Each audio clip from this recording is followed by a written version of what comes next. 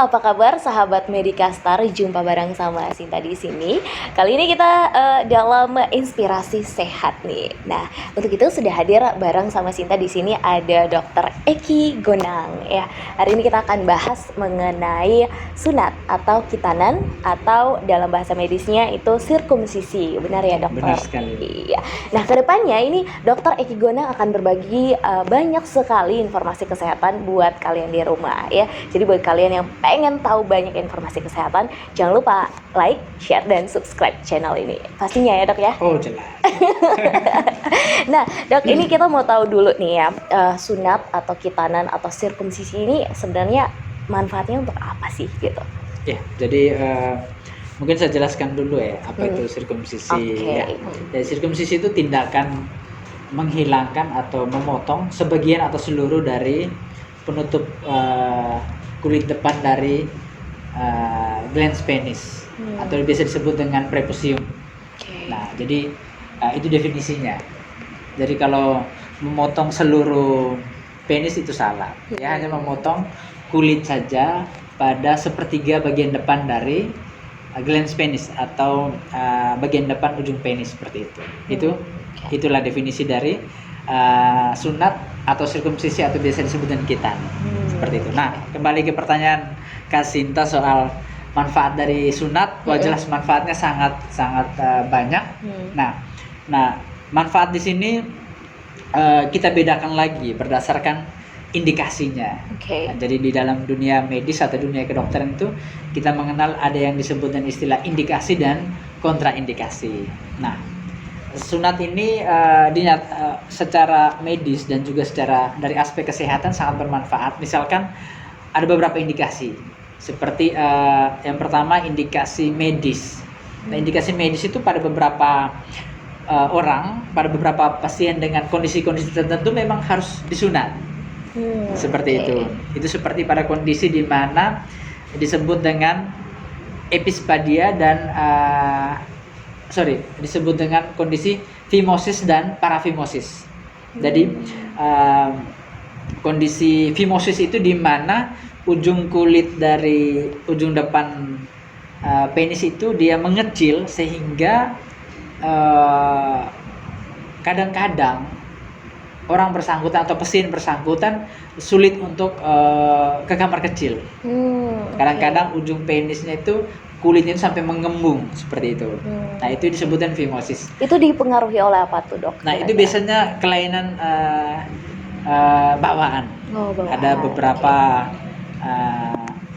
orang, beberapa laki-laki, anak laki-laki ataupun orang dewasa yang seperti itu. Nah, itu memang harus disunat karena kalau dia cenderung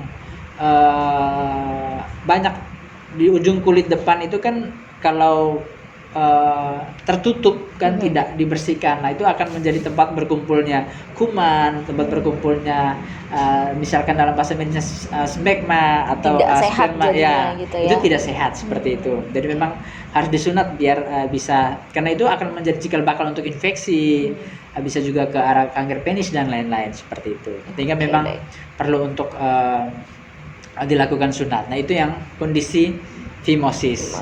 Nah, kondisi berikutnya parafimosis. Nah, kondisi parafimosis itu di mana karena kondisi fimosis sehingga ada 1-2 orang yang memaksa untuk menarik kulit yang menutupi atau yang terlalu kecil itu ditarik sehingga dia tertahan di tengah-tengah penis dan dia menekan penis sehingga akan menimbulkan kesakitan yang luar biasa dan bisa terjadi banyak hal, misalkan jaringannya jadi mati dan bisa berakibat fatal bagi kondisi kesehatan misalkan penis, sehingga mau tidak mau ya harus disunat. Nah, itu indikasi medis seperti itu. Nah,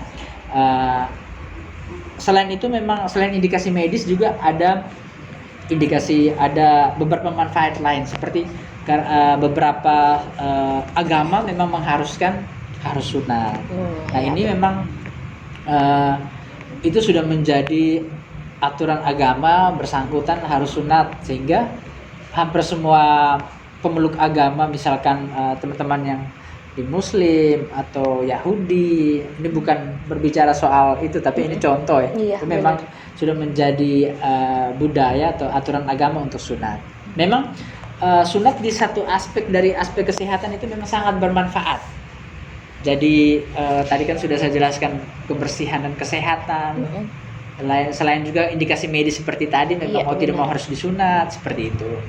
Dan memang itu kan manfaat agama. Nah, jadi aspek budaya. Nah, memang pada beberapa budaya, misalkan budaya di Timur Tengah atau budaya di Eropa itu anak-anak yang baru lahir 40 hari setelahnya itu langsung disunat. Oh, gitu. Iya, Masih terlalu seperti itu. kecil, Ada yang kalau di beberapa negara lain itu usia 3 sampai 7 tahun. Nah, tetapi tidak ada batasan umur sebenarnya untuk sunat. Oh, tidak ada batasan. Iya, ada umur yang saya. saat dilahirkan langsung disunat. Oh, tidak apa-apa ya, Dok? Ya, nanti itu kan disesuaikan dengan kondisi seperti itu. Oh, Iya, seperti itu. baik. Itu kalau misalnya baru dilahirkan terus langsung disunat, kira-kira apakah ada perbedaannya dengan orang yang mungkin sudah dewasa baru sunat atau sudah remaja baru sunat? Baik, jadi sebenarnya yang dibebaskan atau yang dipotong di sini adalah sepertiga dari kulit depan penis atau kulit kulupnya, atau istilahnya prepusium, sehingga sebenarnya cuma kulit saja yang dipotong, sehingga dia memang tidak berpengaruh, tidak apa-apa ya? tidak apa-apa sebenarnya. Iya. Oke, baik. Nah, kalau untuk orang yang sudah tua gitu ya, kira-kira ada batasan umur atau setua apapun dia bisa melakukan sunat gitu? Nah, ini yang seru nih. Iya, benar, karena Iya. kalau masih kecil kan baru lahir udah boleh gitu ya. Benar, Nah, kalau yang tua benar. gimana? Yang Soalnya kan tua. agak rentan gitu ya kulitnya atau mungkin kondisinya untuk melawan rasa sakit begitu ya, dokter ya. Gimana sih? Baik. Gitu. Jadi untuk batasan umur usia berapa atau usia maksimal berapa bisa dilakukan sunat dan tidak, sebenarnya tidak ada batasan. Sunat memang kalau di Indonesia itu rata-rata usia 2 tahun ke atas. Nah, ini kan tergantung dari masing-masing daerah dan masing-masing budaya. Nah, memang lebih kalau terlalu cepat juga pada beberapa aspek memang kadang-kadang menyulitkan juga bagi bayi misalkan atau anak bersangkutan. Memang beberapa negara kan masih ada kebiasaan setelah sunat, setelah melahirkan langsung disirkumsisi sekalian seperti itu. Tapi kalau di beberapa negara lain lebih dianjurkan umur 3 sampai 7 tahun. Kalau Indonesia rata-rata 2 tahun ke atas. Tapi lebih bagusnya umur berapa tuh, Dok? Lebih bagusnya itu adalah pada kondisi umur 2 sampai 10 tahun. 2 sampai 10 tahun. Iya, jadi pengalaman kami di lapangan ya, kita juga bukan hanya bicara soal teori, tapi memang hari-hari juga melayani sunat. Itu memang sangat baik apabila anak bersangkutan itu sudah punya pengetahuan untuk merawat diri baru disunat juga, atau paling tidak bisa menjaga kebersihan, bisa karena perawatan setelah sunat itu juga cukup penting. Nah, kita kembali ke pertanyaan tadi yang maksimal usia iya benar, ini seperti apa gitu ya? Bergerak cukup. Iya, cukup ya kalau mau dibilang lansia atau mungkin tua gitu ya. Jadi, udah lewat dewasa lah gitu. Baik, sebenarnya tidak ada batasan. Karena kami di lapangan kan pada usia sampai 50 tahunan juga kita masih melayani sunat. Karena apa? Karena alasan yang cukup penting dan cukup dasar itu demi kesehatan dan kebersihan. Seperti itu. Jadi ini kan misalkan saya juga kan setelah dewasa baru disunat, jadi tidak apa-apa sih. Ini kan kita sharing ya. Jadi teman-teman yang belum sunat gitu ya. Belum sunat, sekarang sudah takut. Usia mungkin sudah dewasa atau bahkan sudah menikah, jangan malu. Usia karena yang saya rasa juga takutnya udah mulai besar gitu ya, Dok. Karena saya sendiri sebagai seorang dokter pun memang saya dari keluarga di mana tidak diwajibkan sunat, nah, dari agama yang tidak diwajibkan sunat, sehingga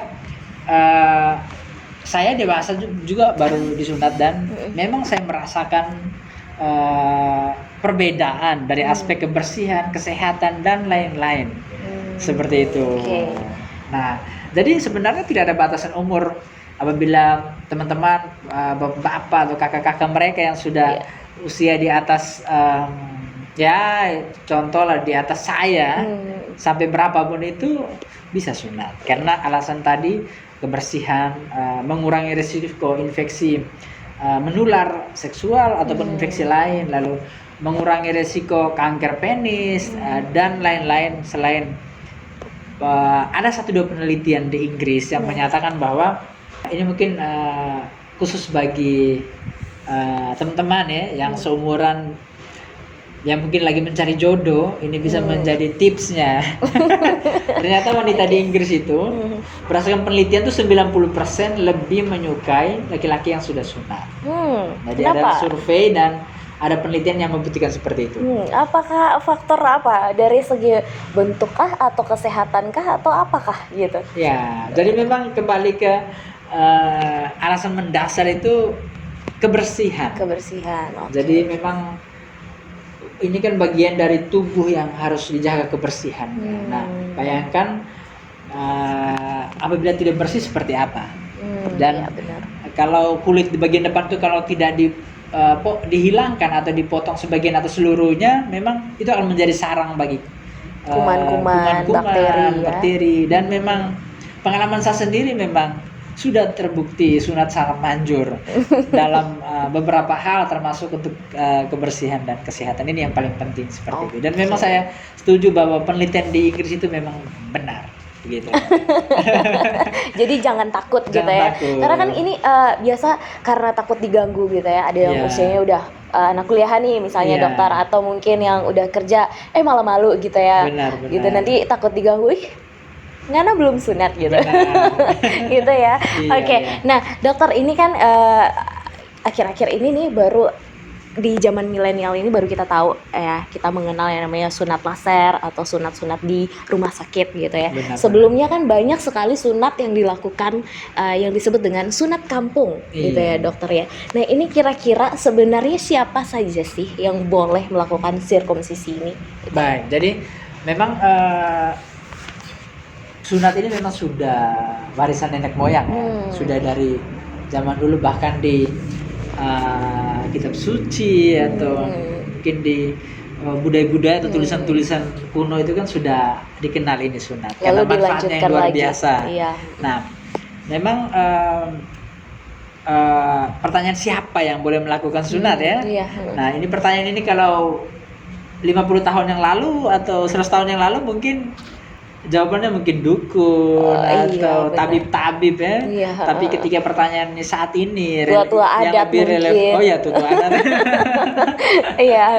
Tapi pertanyaan sekarang kan mungkin kita cari konteks yang lebih relevan ya. Mungkin ya saat ini siapa yang boleh melakukan sunat adalah tenaga medis yang profesional dan sudah memiliki standar kompetensi untuk sunat. Dalam hal ini dokter dan juga perawat. Nah, kompetensi perawat juga bisa untuk sunat. Nah, itu yang saya tahu bahwa 2 profesi ini bisa melakukan sunat. Dokter, baik dokter spesialis maupun dokter umum, itu bagian dari kompetensi. Sementara perawat juga yang sudah profesi, sudah lulus kompetensi bisa melakukan.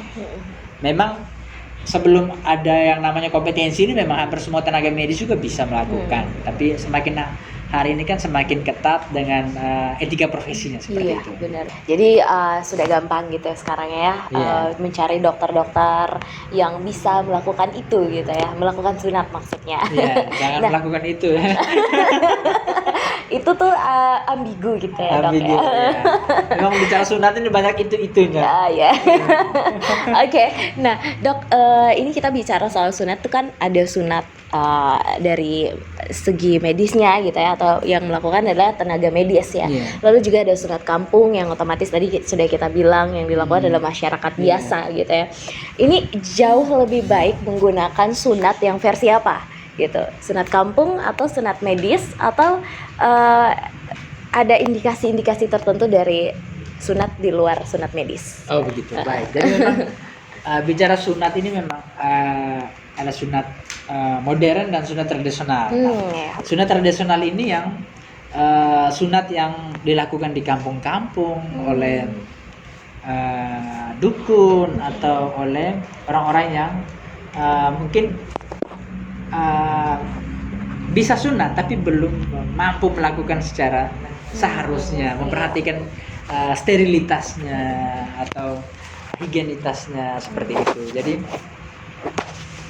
sementara kalau sunat medis ya dilakukan oleh tenaga medis profesional, dalam hal ini dokter umum, dokter spesialis atau perawat yang berkompeten seperti itu. Nah, mengenai sunat tradisional seperti contohnya kalau di Pulau Timur tuh yang dikenal dengan sifon, nah atau di tempat lain menggunakan bilah bambu dan juga ada yang penjepit, nah seperti itu. Jadi memang yang paling baik ya jelas sunat medis, sunat modern yang dilakukan oleh para ahlinya ya secara profesional oleh yang berkompeten, dalam hal ini dokter atau perawat yang berkompeten di fasilitas kesehatan yang memadai. Lebih higienis gitu ya. Karena misalkan kalau sunat tradisional kan habis sunat ada yang rendam di sungai. Nah, bayangkan pertanyaannya apakah air sungai itu bersih atau tidak, seperti itu. Lalu mitos-mitos yang lainnya gitu ya beredar di masyarakat ya. Oke, itu sangat-sangat ya mungkin agak berbahaya juga sebenarnya. Kalau sunat-sunat yang seperti itu bahayanya seperti sejauh apa sih gitu? Jadi sunat tradisional itu memang cukup berbahaya karena yang pertama dilakukan oleh tenaga yang tidak dilatih secara khusus atau memiliki kompetensi sebagai orang kesehatan yang profesional. Yang kedua, menggunakan peralatan yang tidak steril dan tidak memenuhi standar medis. Dan yang ketiga, dilakukan di tempat yang tidak seharusnya, bukan di tempat atau fasilitas kesehatan yang memadai. Misalkan ada yang melakukannya di sungai, setelah misalkan contoh misalkan sifon ya, salah satu sunat tradisional di Pulau Timur dilakukan oleh orang-orang Atonimeto ya. Jadi sifon ini memang cukup berbahaya karena jadi kata sifon itu artinya besi yang panas itu dicelupkan di air yang dingin. Nah, jadi supaya dia semakin kuat. Nah, jadi atas dasar itu orang-orang yang melakukan sunat tradisional ini percaya bahwa ketika mereka setelah disunat mereka harus mencari pasangan lain selain pasangan sah untuk melakukan yang namanya melakukan hubungan suami istri. Iya, hubungan suami istri dengan bukan pasangan yang sah. Nah, ini yang berbahaya karena bisa menimbulkan yang namanya infeksi, penyebaran penyakit menular seksual, IMS atau infeksi menular seksual dan sebagainya. Seperti itu. Itu contoh sifon. Dan memang kita upayakan supaya sunat-sunat tradisional ini bisa dilakukan pendekatan, diedukasi supaya bisa dilatih untuk bisa lebih profesional atau dianjurkan untuk dilakukan sunat di fasilitas kesehatan yang lebih memadai seperti itu. Benar. Oke, baik. Nah, ini itu tadi indikasi-indikasinya gitu ya dari sunat medis ya pasti ada baiknya, ada tidak baiknya juga gitu ya. Ya tidak baiknya ya pasti ada luka gitu. Tapi kalau sunat medis mungkin lukanya agak lebih cepat sembuh ya daripada sunat tradisional gitu. Iya, jelas. Karena memang saya punya pengalaman itu banyak pasien yang sunat medis itu datang ke IGD waktu dulu saya masih di IGD rumah sakit itu banyak yang datang dan perdarahan.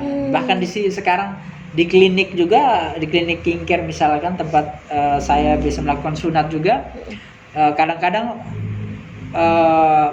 teman-teman yang melakukan sunat tradisional itu setelah perdarahan baru datang untuk kita reparasi lagi, kita perbaiki, kita jahit biar tidak ada perdarahan lagi seperti itu. Lalu ada juga yang datang dengan infeksi sehingga kita obati lagi begitu, seperti itu. Jadi ya itu dia ya, kerugiannya ditanggung sendiri. Ditanggung ya. sendiri. Jadi jauh lebih Begitu. baik melakukan yang lebih higienis ya Lebih gitu ya. higienis, seperti Oke. itu. Nah dokter ini ada yang mengatakan isu-isu yang beredar Iya. gitu ya. Pria yang sudah bersunat itu katanya jauh lebih bisa memuaskan pasangan. Gitu. Wah. Ini benar atau tidak nih dok? Waduh.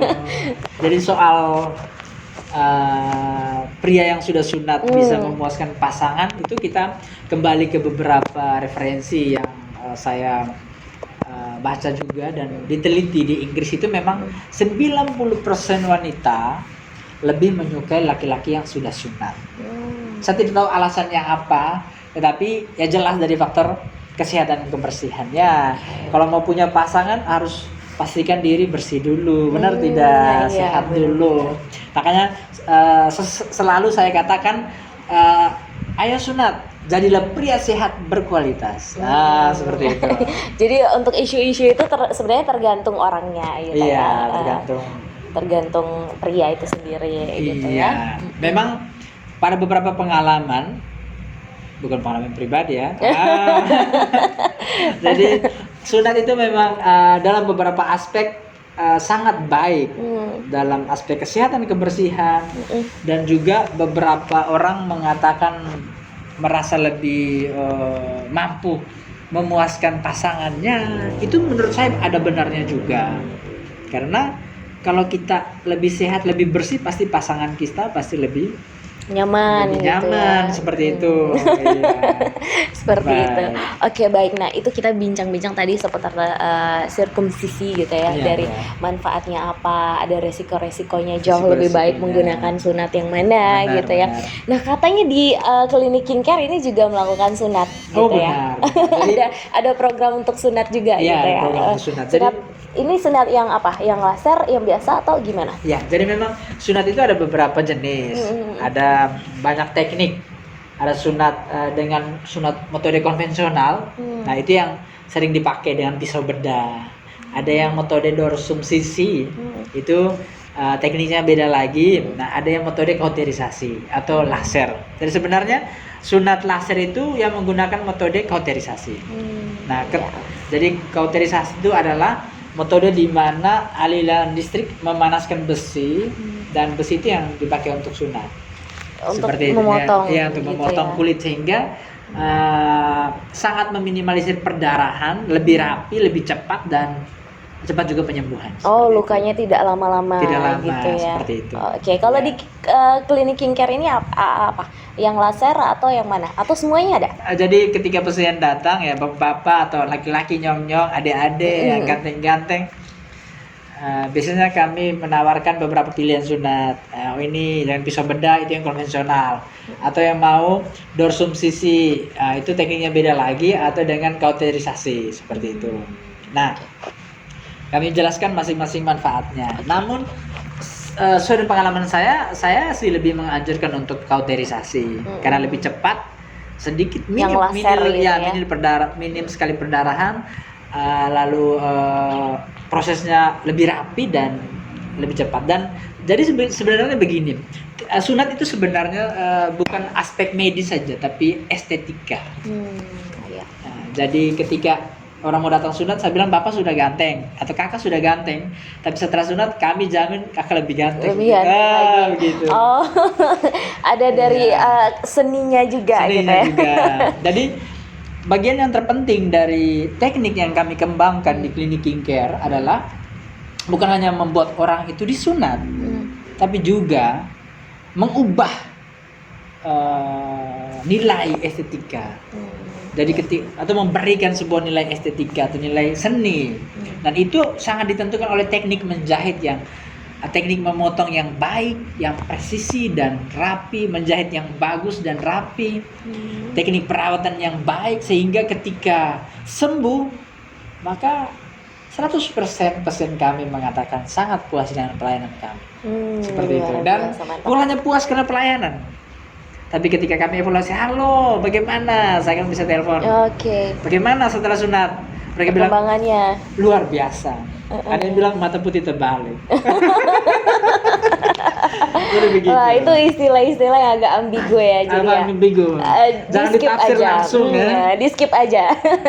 Oke, dokter, ini katanya ada home care juga untuk pelayanan sunat ini ke rumah gitu katanya. Iya. Siapa tahu kalau misalnya ada yang malu misalnya ya Oh kalau iya datang ke dong. sini gitu ya. Memang ada Bisa yang ke malu. rumah juga. Iya. Ada kayak gitu. Oh memang sepengetahuan dan sepengalaman saya lebih banyak yang minta dilayani di rumah. Oh, Karena lebih oke. nyaman. Lebih nyaman. Sunat habis langsung bisa pindah ke tempat tidur dan istirahat. Memang kami sudah mengembangkan sebuah teknik sunat yang sangat maju di mana setelah sunat bisa jalan-jalan.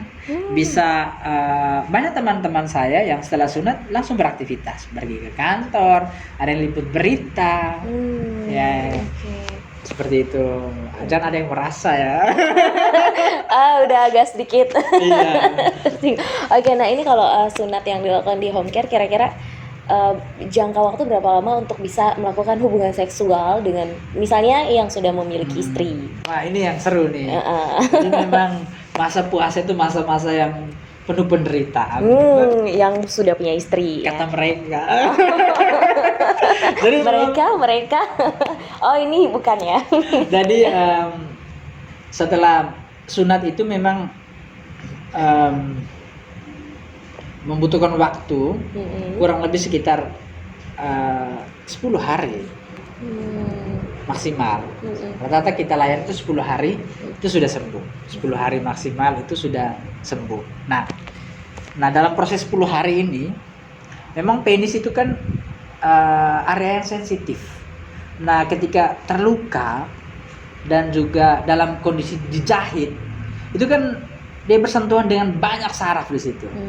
Sehingga saat-saat yang paling mengganggu adalah saat ketika ingin tidur malam atau bangun pagi. Biasanya ada yang bangun lebih dulu. Pada saat mau tidur pun ada yang tidur lebih dulu, ada yang tetap bangun begitu. Jadi istilahnya saya. Okay. Dan yang paling menderita adalah mungkin ketika kakak yang sudah sunat melihat sesuatu yang mungkin mampu membuat Anda sulit untuk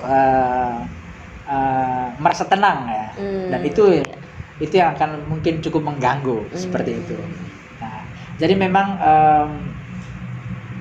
kembali ke pertanyaan tadi soal rasa nyaman dan tidak dan lama waktu penyembuhan, saya pikir kami selalu memberikan saran untuk teman-teman yang sunat di klinik untuk melakukan beberapa hal. Misalkan ya kalau sudah berkeluarga atau beristri ya mungkin ya kalau tidur jangan terlalu rapat-rapat begitu. Tapi bukan berarti bisa ranjang ya. Jangan berdekatan sama faktor penyebab itu. Faktor ya. penyebab itu yang itu sudah. Oke, benar banget. Orang bilang itu sudah. Nah dokter, ini kan dari tadi kita sudah ngomong panjang lebar. Ada satu yang terlupakan. Yeah. Dalam kondisi apa orang itu tidak bisa melakukan sunat? Baik. Jadi Kak Sinta, ini pertanyaan menarik sekali. Pada kondisi apa tidak bisa dilakukan sunat atau sirkumsisi atau khitan? Iya. Jadi memang tidak semua bisa sunat. Artinya, namun kondisi-kondisi ini jarang sekali. Nah, kondisi-kondisi apa? Di mana seseorang bukan berarti tidak bisa sunat, tapi mungkin bisa dikondisikan untuk tidak sunat untuk saat ini. Seperti itu. Nah, yang pertama kondisi-kondisi di mana pasien mengalami yang namanya hemofilia atau darah sukar membeku. Nah, pada kondisi ini memang cukup sulit. Mereka pada pasien-pasien dengan kelainan darah sukar membeku atau hemofilia ini mereka cenderung ada faktor pembekuan darah yang terganggu. Biasanya faktor 7 dan faktor 9 atau faktor 8. Jadi mereka memang tidak bisa kita dengan luka sedikit pun perdarahan bisa banyak sekali. Nah, sehingga itu memang tidak jadi kalau kakak mereka ada yang mungkin luka sedikit darah keluar dalam jumlah banyak, itu mungkin dikonsultasikan dulu dengan dokter atau profesional atau bisa datang ke klinik kita, klinik Kinkem untuk konsultasi dulu sebelum melakukan sunat. Seperti itu. Nah, kondisi apa lagi? Kondisi dengan disebut hipospadia atau epispadia. Nah, epispadia itu kondisi seperti apa? Kondisi di mana lubang penis itu ada di atas penis. Jadi biasanya kan lubang penis untuk tempat buang air kecil itu kan ada di ujung. Nah, pada kondisi epispedia, lubang penisnya itu ada di atas. Nah, sunat kan kita memotong kulit atau kulit kulup sepertiga depan dari glans penis. Nah, apabila lubangnya ada di atas, wah itu cukup sulit apa seperti itu. Jadi itu itu salah satu kontraindikasi. Dan ini kontraindikasi mutlak. Tidak bisa diperbaiki, dan memang tidak bisa sunat. Oh, ada orang-orang yang ada orang-orang seperti gitu itu. ya. Itu kelainan bawaan, kelainan kongenital. Tapi it's okay lah ya. Ya, it's okay. Ya. Anda jangan merasa Minder kurangnya, dan lain minder sebagainya gitu ya. Aman. Itu mungkin kelebihan juga gitu ya. Iya. Lalu pada kondisi lain tuh hipospadia, itu lubang kencing ada di bawah penis. Seperti itu.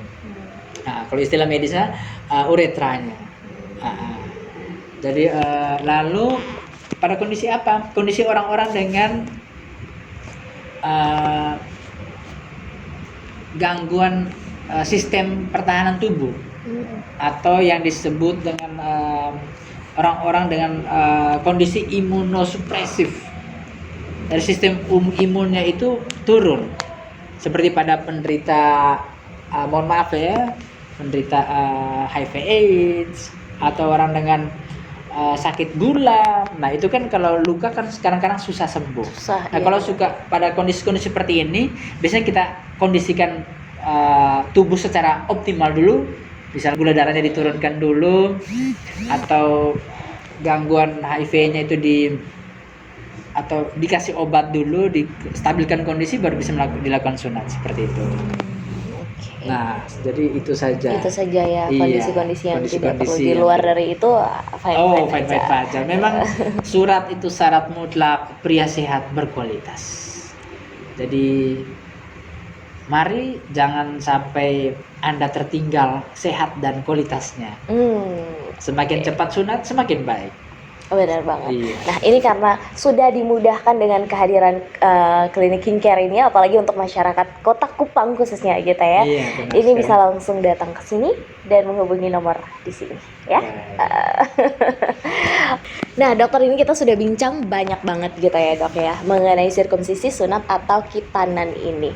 Dokter, kita mau minta dulu nih closing statement dari dokter berupa ajakan, mungkin himbauan kepada masyarakat atau pria-pria di luar sana yang mungkin belum melakukan sunat untuk jangan takut sunat. Baik. Halo, bersama saya Dr. Egi Gona dan rekan Sinta yang sudah menemani kita dari tadi. Jadi teman-teman semua, mari sunat, jangan takut, karena sunat sangat bermanfaat bagi kesehatan dan kebersihan kita. Yang saya mau tekankan bahwa sunat harga mutlak bagi pria sehat dan berkualitas. Sehingga mari apabila kakak adik, bapak-bapak yang belum sunat bisa konsultasikan untuk dilakukan sunat di klinik kami, klinik skincare, atau bisa menghubungi kami di nomor kontak 0813 3700 1461. Bisa juga mengakses informasi di website kami klinikskincare.com untuk mendapatkan informasi selengkapnya tentang sunat. Nanti akan kita cantumkan di sini. Krek.